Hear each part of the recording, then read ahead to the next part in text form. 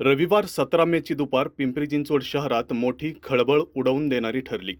भोसरी विधानसभा मतदारसंघातील आणि महापालिकेच्या घरकुल प्रभाग क्रमांक 11 मध्ये असलेल्या 25 एकरचा पट्टा असलेल्या उद्यानात धार्मिक स्थळाच्या अनधिकृत बांधकामावरून भाजपच्या विद्यमान नगरसेविका योगिता नागरगोजे आणि राष्ट्रवादी काँग्रेसच्या माजी महापौर मंगला कदम यांच्यात झालेला राजकीय राडा काल संपूर्ण शहराने पाहिला. राष्ट्रवादीच्या माजी नगरसेविका व माजी महापौर असलेल्या मंगला कदम यांनी आमदार महेश लांडगे यांना थेट तोंडावर काल असं काही सुनावलं की शहराला हादरा बसला. मी विलास लांडेला पाडायसाठी महेश दादा 15 वर्ष मी तुमचं काम करते.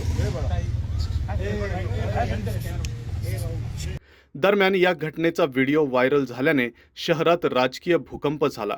आज तातडीने प्रभाग क्रमांक 11 मधील तीनही नगरसेवकांनी म्हणजेच योगिता नागरगोजे, निलेश नेवाळे, कुंदन गायकवाड यांनी महापौर रवी लांडगे यांची भेट घेतली व ते अनधिकृत बांधकाम पाडण्याची मागणी केली.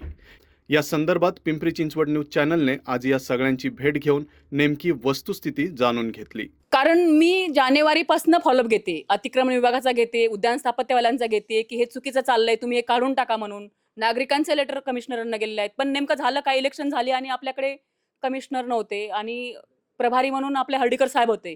हर्डीकर साहेब कुठलीच ॲक्शन घेत नव्हते आणि जेव्हा सूर्यवंशी साहेब आले त्याच्यानंतर थोड्या हालचाली दिसायला लागल्यानंतर मग त्यांना जरा थोडंसं आणखी त्यांचा बीपी वाढला आणि त्या प्रकरणातनं त्यांना वाटलं आता कुठेतरी आपल्या कारवाई होते आणि याच्या भावनेच्या भरामध्ये त्या काल ज्या काय बोलून गेल्या त्यांनी आम्ही किती अंधारात आहोत ते स्वतःच दाखवून दिले. आम्हाला दाखवायची गरज पण नाहीये.